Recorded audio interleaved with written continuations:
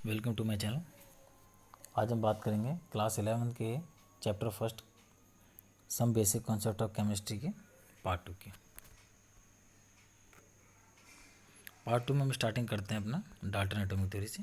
Dalton atomic theory ये हमें matter और एटम्स के बारे में फर्स्ट स्टार्टिंग थ्योरी के बारे में बताती है। वैसे कहते हैं इससे पहले भी हमारे इंडियन फिलोसफर थे महर्षि कन्नड़, उन्होंने भी अपनी रिलीजियस बुक में इसके बारे में लिखा था कि एक मैटर को हम जो स्मॉलेस्ट इनडिविजिबल, जिसको फिर हम डिवाइड नहीं कर सकते, अगर हम चाहें तो हम लास्ट में जिस स्टेज में पहुंचेंगे उसको हम क्या नेम देंगे, परमाणु। वही यहाँ पे भी डाल्टन क्या कह रहे हैं कि अगर मैटर को हम स्मॉलेस्ट जहाँ तक तोड़ सकते हैं उसको हम फिर क्या नेम देंगे, एटम।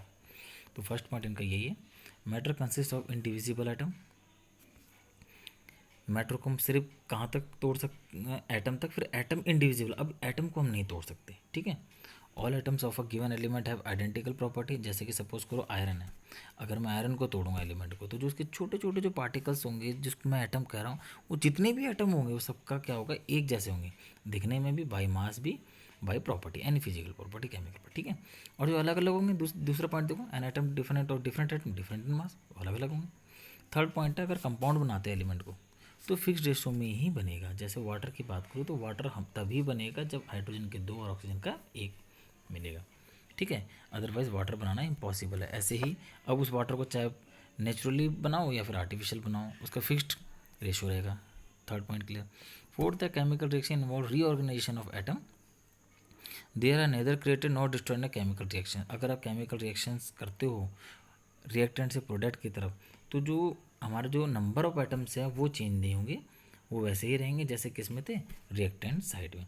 अब देखो यहाँ पर अगर मैं बात करूँ ड्रॉबैक्स की, तो सबसे बड़ी कमी क्या थी डाटा एटम। अगर आप पहला पॉइंट पढ़ो, matter consist of indivisible atom. अभी हम जब मैं आगे पढ़ाऊंगा सेकंड चैप्टर में मॉडर्न एटॉमिक थ्योरी, तो वहाँ पे आपने फिर एटम को डिवाइड कर दिया किस किस में, क्या क्या पॉइंट क्या क्या है वो, इलेक्ट्रॉन, प्रोटॉन और न्यूट्रॉन। तो हम आगे पढ़ेंगे। और जो फोर्थ पॉइंट है ये भी क्या है, लॉ ऑफ केमिकल कॉम्बिनेशन को कहीं ना कहीं फेल करता है। थर्ड, इन्होंने वो एटम्स किस फोर्स से जुड़े हुए हैं ये भी नहीं बताता है, ठीक है। तो यहाँ पर अगर हम बात करें, Dalton theory could not explain, drawback अगर मैं पूछूँ तो आप क्या बोलोगे, could not explain the laws of chemical combination, ठीक है।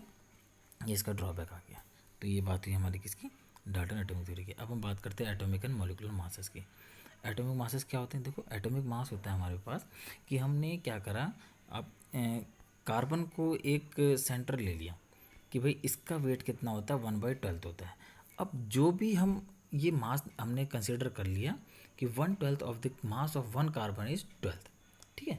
अगर मैं इसकी बात करूँ 1 कार्बन की, तो आप इधर इसको 1 को इधर ले जाओगे तो 1/12 हो जाएगा। और अगर मैं बोलूँ 1 एटॉमिक मास यूनिट, तो देखो ये किसी भी चीज़ का हो, ये हमें निकाल के पहले से ही दे दिया जाता है। जैसे सपोज करो हाइड्रोजन का उन्होंने दे रखा 1.66056 इंटू 10⁻⁻24 ग्राम।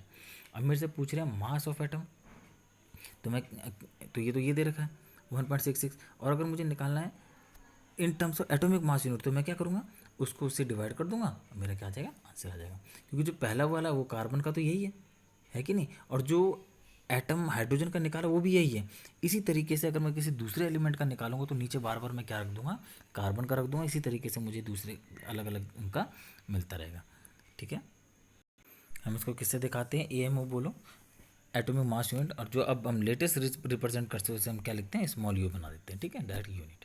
अच्छा, अब हम बात करते हैं calculation of average atomic mass. Average atomic mass कैसे निकालते हैं, देखो सिंपल सा फॉर्मूला है, आप ये टेबल देख रहे हैं, आइसोटोप्स के लिए निकलेगा एवरेज एटॉमिक मास। क्योंकि वहीं तो दिक्कत आएगी, जो अपने आइसोटोप्स होते ही नहीं, वो तो डायरेक्ट नहीं निकाल देंगे हम, ठीक है। जैसे सोडियम है, उसको कोई आइसोटोप्स नहीं होता। अब जैसे क्लोरीन है, उसके 2 होते हैं, एक क्लोरीन 35 का होता है, 37 का होता है, तो उन दोनों में से हम किसको लेंगे, तो जिनके आइसोटोप्स बनते हैं। ऐसे ही कार्बन भी इस यूनिवर्स, इस ब्रह्मांड में 3 कार्बन मिलते हैं, एक 12 एटॉमिक, ये 12 वाले एक 13 में नंबर पे और एक 14 नंबर पे। ये किस किस परसेंट है, 12 वाले देखो 98% मिलता है इस हमारी अर्थ में, वो सिर्फ 1.108, ये इतना। अब अगर और एटॉमिक मास सबका अलग अलग है, अब हमसे एवरेज एटॉमिक मास पूछा जाए तो हम क्या करेंगे, सिंपल सा फॉर्मूला देखो, परसेंटेज जो एटॉमिक मास है, ये देख लो आप, percentage into atomic mass unit, plus दूसरा percentage into atomic mass unit, plus तीसरा परसेंटेज जो एटॉमिक मास यूनिट, और टोटल को डिवाइड कर देंगे 100 से। यहाँ पे डिवाइड नहीं किया है आपने, टोटल को किससे डिवाइड करना है, 100 से। तो आपका आंसर आ जाएगा, वही हमारा क्या होगा, एवरेज एटॉमिक मास। आई बात समझ में, ठीक है। मैं आप एक एनसीईआरटी का क्वेश्चन आपके सामने रखता हूँ, उसको सॉल्व करता हूँ, आपके समझ में आ जाएगा। देखो यहाँ पे आपको क्वेश्चन दिख रहा है 1.32, use the data given in following table to calculate the molar mass of naturally occurring argon isotopes. तो मोलर मास निकालना मतलब कहीं ना कहीं हमसे क्या पूछ रहा है, एवरेज एटॉमिक मास के ही बारे में पूछ रहा है। क्यों? क्योंकि उसने आर्गन के आइसोटोप्स हमें अलग दी थी। अब हमें क्या करना है, देखो जो ये मोलर मास है और अबंडेंस कितना परसेंटेज है। तो अभी जैसे मैंने आपको बताया था कैसे सॉल्व करेंगे इसको, आइए हम सॉल्व करके देखते हैं इसे। तो अब अगर मैं इसे सॉल्व करूँगा तो क्या कर देंगे, यहाँ पे जो आर्गन का जो पहला आइसोटोप था कितना दे रखा था इन्होंने, 35.96755 इंटू, और उसकी परसेंटेज कितनी थी, 0.337, और प्लस दूसरा क्या था हमारे पास 37.96272, और इसकी परसेंटेज कितनी दे रखी थी हमें 0.063, ठीक है। प्लस तीसरा क्या दे रखा था हमें, वो दे रखा था हमें 39.9624, और इसकी परसेंटेज कितनी दे रखी थी 99.600। इस पूरे को डिवाइड कर दूंगा मैं किससे, 100 से। अब आप इसे सॉल्व करके देखेंगे तो हमारे पास आ जाएगा ये 39.948 ग्राम पर मोल। आई बात समझ में? ठीक है, ये क्वेश्चन आपने सॉल्व करना है, देख लिया कैसे सॉल्व किया हमने। अब हम बात करते हैं नेक्स्ट टॉपिक की, जो है मॉलिक्यूलर मास। मॉलिक्यूलर मास क्या है, अलग अलग एटम से अगर मैं मिलाऊँ को, दो मोर देन 2 एटम मिलकर के मॉलिक्यूल बना देते हैं। अब जैसे कि आप ये देखो यहाँ पे ये दे रखा है,